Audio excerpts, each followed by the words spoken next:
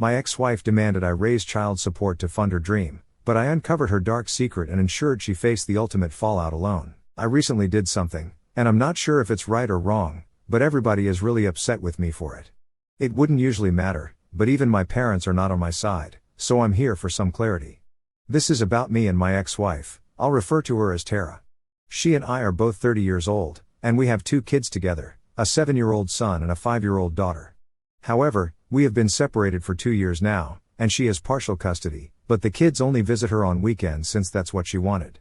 We got married when we were 22 after dating throughout college, and it was a blissful time initially. But then, the monotony started getting to us, and we began falling out of love. We just grew apart, I guess. We started fighting a lot after our daughter was born, and we couldn't agree on anything at all.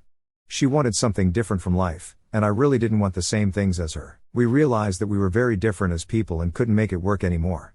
We had been trying our best for the sake of our kids, but we were fighting so often that it wasn't good for them either.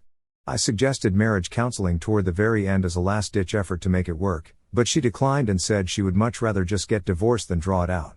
I thought it was fair. I work in the catering industry and have a business of my own, while she is a high school teacher. I earn significantly more than her, so of course, she gets alimony as well as child support, even though she only has the kids for the weekend and can very well support them. But her lawyer managed to work out a good deal for her, and I couldn't back out of it. It's been 2 years, and we function a lot better now as parents since we don't have to live with each other. I wouldn't say the divorce was an ugly one, but it was still a divorce, so it wasn't great either. We have continued to co-parent our children, and so far, everything has been going great. Tara and I don't really keep in touch. We only talk to each other when we have to discuss something regarding the kids. Other than that, we have nothing to say to each other. The only time we interact is when I drop off the kids at her place or when she drops them back off at mine, and that's pretty much the only time we meet. We're both fine with that. For the holidays, we try to spend some time together for the sake of the kids, but that's about it. Overall, I would say we've been on decent terms, and I didn't think there was anything going wrong so far because the kids seemed happy and content. But then, about 2 weeks ago, Tara told me she wanted to talk to me in the middle of the week. I didn't know what to expect, but she said she wanted to discuss child support and increase it. She mentioned that before she started the renegotiation officially, she wanted to talk to me in person to get it out of the way so I wouldn't be taken by surprise. It was a good move, I guess, because I really was taken by surprise when she told me she wanted to increase the amount. As far as I was concerned, I think it was more than generous because not only is she a working woman herself, but she was also getting alimony and child support. I think that's a fair amount of money she was receiving from me, and it was almost 25% of my salary that I gave to her every month. So, I didn't see any reason why she would want more. We met for lunch to discuss this, and she told me she was struggling financially because she was thinking about quitting her job and joining her friend in her startup business to put her marketing degree to use. For that, she needed to increase the child support because she didn't want the kids to suffer for her own sake. The startup was not quite profitable yet, so she was going to receive a low salary. It was still in its beginning stages, but she was fine with it for herself. She said she only wanted the kids to be provided for and taken care of, and that wouldn't be possible if she started skimping out because of her own shortcomings due to the change in her career. I could understand where she was coming from, but I couldn't wrap my head around it because, no matter how low her salary was, she was still receiving alimony and child support. Besides, my kids only spent the weekend with her, and it was just 2 days out of the whole week. Had it not been for her amazing lawyer, she probably wouldn't even have been able to get child support out of me for just 2 days of the week. Everything else was taken care of for them anyway. I bought them whatever they needed and paid for their school and everything, so technically, there was no need for me to pay child support anyway. But I was doing it out of the goodness of my heart because I knew Tara didn't make as much money as me, and I wanted to help her out. But increasing the child support was out of the question for me. I was already helping her out more than I was required to, and that should have been good enough for her. So, I told her as politely as I could that I could not increase the amount of child support because it was more than what she required, and if she couldn't make it work, then it was on her. I reminded her that she was also receiving alimony, and it's quite a lot of money, so there was no reason for her to ask for more. Instead of taking it kindly, she started getting mad at me and told me I was being selfish. She insisted this was just for the kids, and I needed to think about them before coming to a decision like this. We got into a bit of an argument there, and we couldn't bring ourselves to agree on whether she needed more child support or not. I kept telling her the kids only spend the weekend at her place, and that's just 2 days, so she doesn't really need that much money unless she's not even willing to take care of them for 2 days.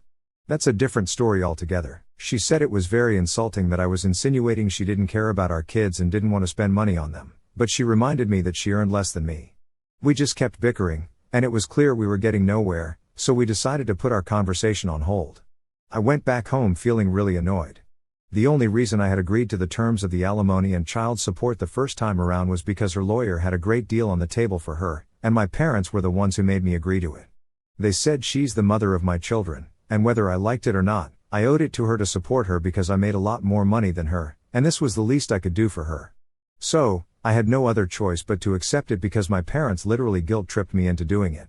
But this time, I didn't tell my parents about any of it because I was sure that if I told them, they were just going to do the same thing again. They, in particular, were very attached to Tara when she was married to me.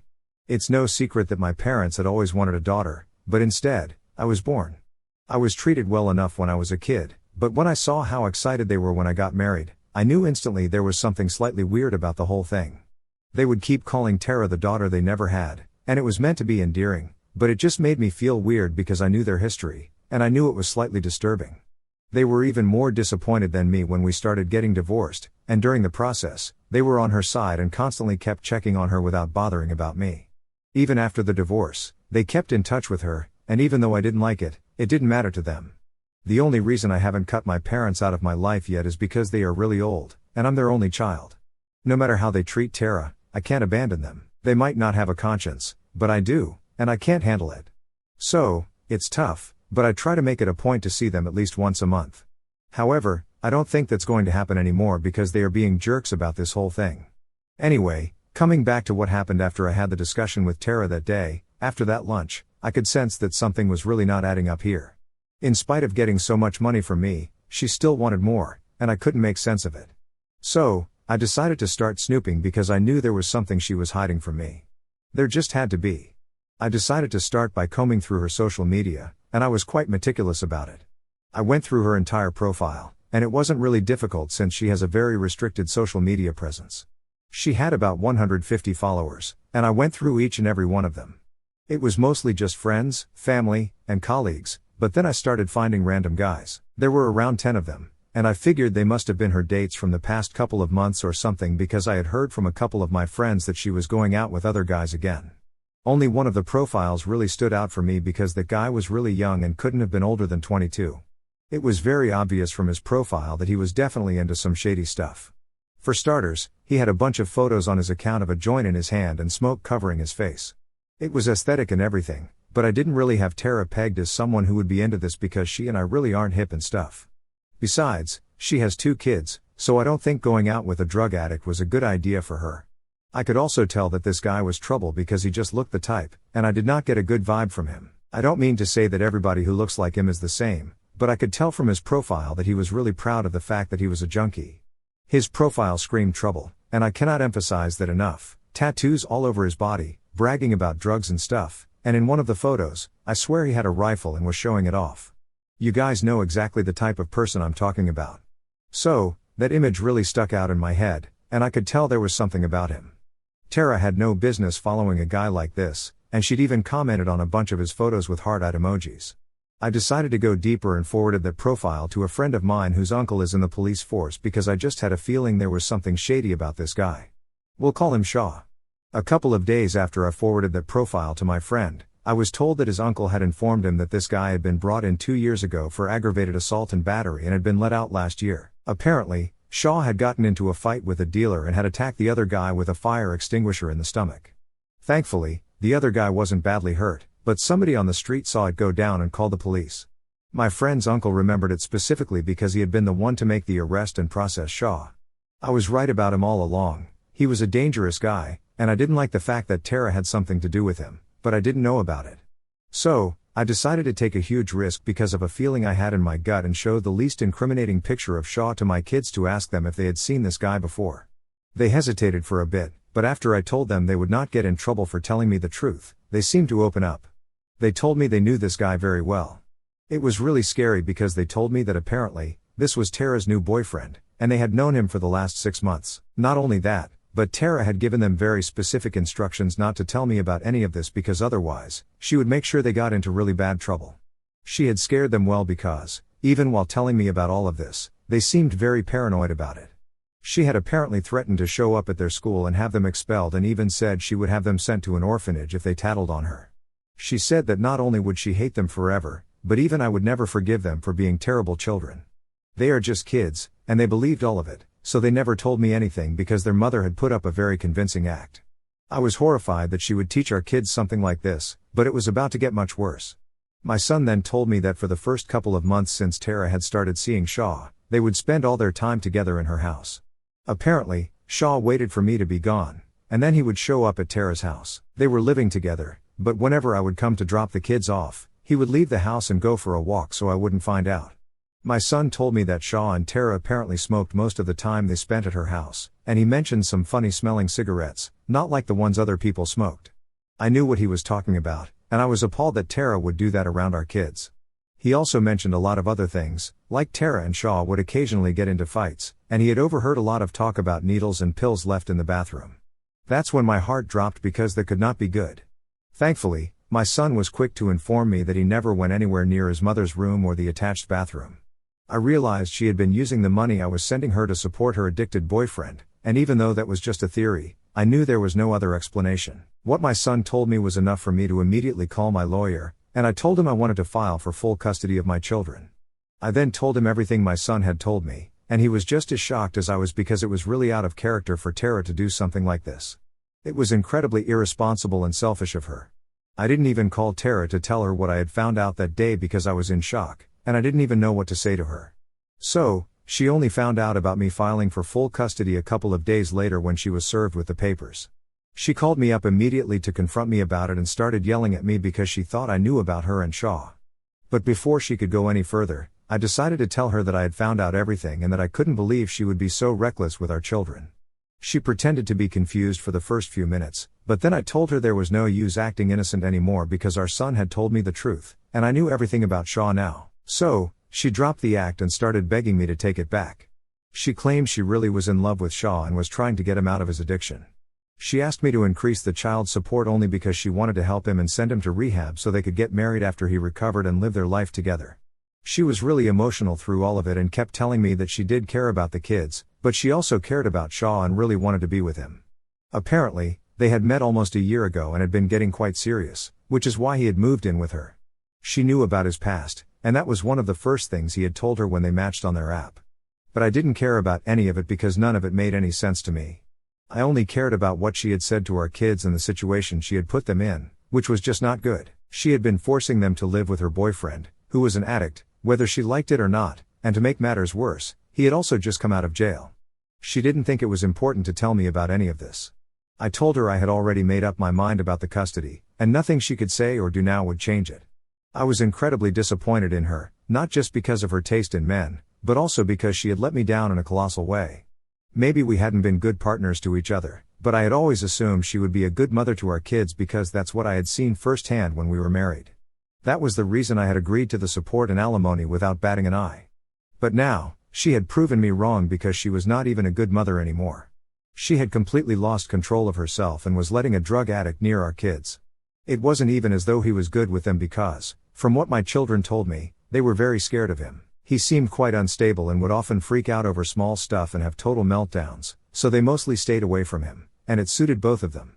She kept begging me to cancel the proceedings, but it was already done, and there was no way I was going back. For me, there was nothing more important than the safety and well-being of my children, and I had learned the hard way that I could no longer trust Tara anymore. Even if she broke up with Shaw or promised me that my kids would never have to be near him again, I would never be able to trust her because she had obviously let her feelings cloud her judgment. So, I told her she had better prepare herself and her lawyer for what was about to come because I wasn't going to let her off the hook easily this time, and I wouldn't stop fighting until I had full custody of my children. After that conversation, I thought she would at least try to understand where I was coming from because I was very upset and rightfully so. Instead, she went to my parents and started complaining about me, and of course, they couldn't help but intervene because they thought they knew best. They called me up a couple of days ago and said I needed to stop ignoring the messages Tara had been sending me because she was the mother of my children, and I needed to show her some respect. It was the same argument all over again, the same one they had used during my divorce and had talked me into agreeing to alimony and child support. But it was not going to work this time because it was my children who were at stake, and I was not going to let them talk me into doing anything I didn't want to. I had already spoken to my kids, and they said they did not want to go back to Tara's house anymore because they were scared of Shaw.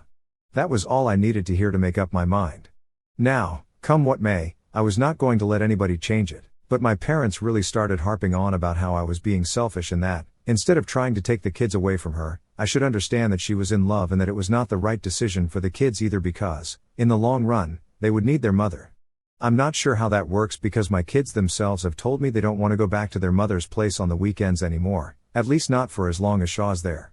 They say it's very cold-hearted of me to file for full custody just because she fell in love with somebody, and that guy happened to be a junkie. Full disclosure, I couldn't care less about who she was in love with or who she was living with, but as soon as she put that person in contact with my children, it became my business, and I decided it's not good for my kids to be around them anymore, like any other parent would. However, my parents disagree and think I'm overreacting and making a much bigger deal out of this than I should. I don't even know what to think anymore, and I've started to doubt myself because the last time I spoke to my parents, they were quite bent on this. I know they're biased, and I know they have some weird issues with Tara, but I still don't want to make a mistake, which is why I'm here. I'm pretty sure I'm doing the right thing, but I need an objective set of opinions just to make sure. So, am I the asshole for filing for full custody of my children when I found out that my ex-wife was dating a junkie? My kids and I are very happy, and they are a lot freer and relieved right now since all their secrets are out, and they don't have to carry around the burden of that anymore. It's been a few days since I posted, and my comments were flooded with suggestions on what to do. I have decided to start therapy for my children because, clearly, they have gone through something very difficult, and I need to work really hard to undo all the damage that my ex-wife has caused. Speaking of her, I have blocked her, and I haven't even bothered to read any of the messages she sent me last because I'm just not interested in whatever rubbish she has to say now. She can go and try to defend herself and cry about how I'm being selfish and inconsiderate, but it's not going to change the facts. She was a terrible mother, and if anything, she was the one who was very selfish. She should have always thought about her kids first instead of thinking about how Shaw would feel if she broke up with him for the sake of her children.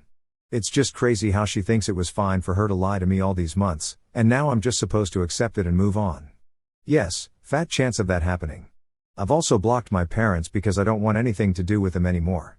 If they love Tara so much, they can just rely on her for everything now.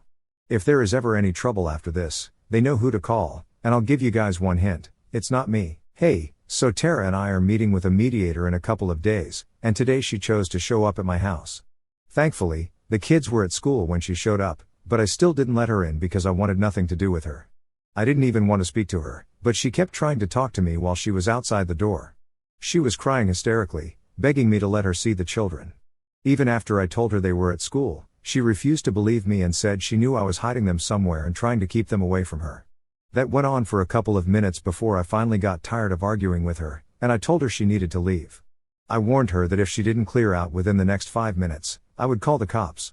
She was already going to be in a lot of trouble and was definitely going to lose custody. She didn't want to add a run-in with the cops to that list as well. I guess that scared her, and she left, but not before she told me that I would not be able to tear her children away from her.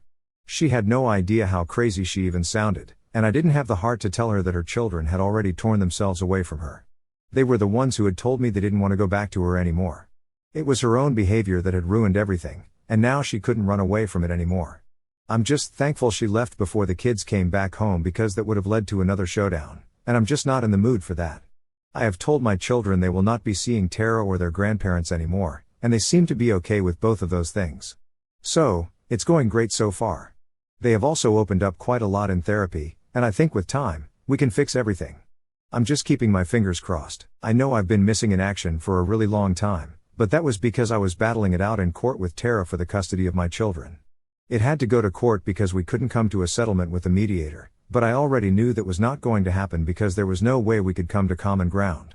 Once it went to court, my lawyer and I had to work really hard to make sure we got custody because, if not, there was just no telling what they might do to traumatize the kids even more. Family courts usually try to keep families together, but in this case, thankfully, they did not try to do that. I guess even the judge could see that everything was a hot mess with Tara. I have to give credit where it's due, Tara herself messed up colossally as well. Even her lawyer, who had managed to outsmart us the first time, couldn't save her this time because her behavior was just so erratic and unstable. Even when we were in court, she was a total disaster, and I almost felt bad for her because of the way she was acting, but I had no sympathy to spare for her on the parental front. There was just no way I could let her have custody. We fought tooth and nail, but we managed to get full custody eventually, and my children and I are really happy now. I have no reason to keep in touch with Tara, so I have no idea what happened to her afterward. It doesn't matter anyway since now my kids are happy, and so am I.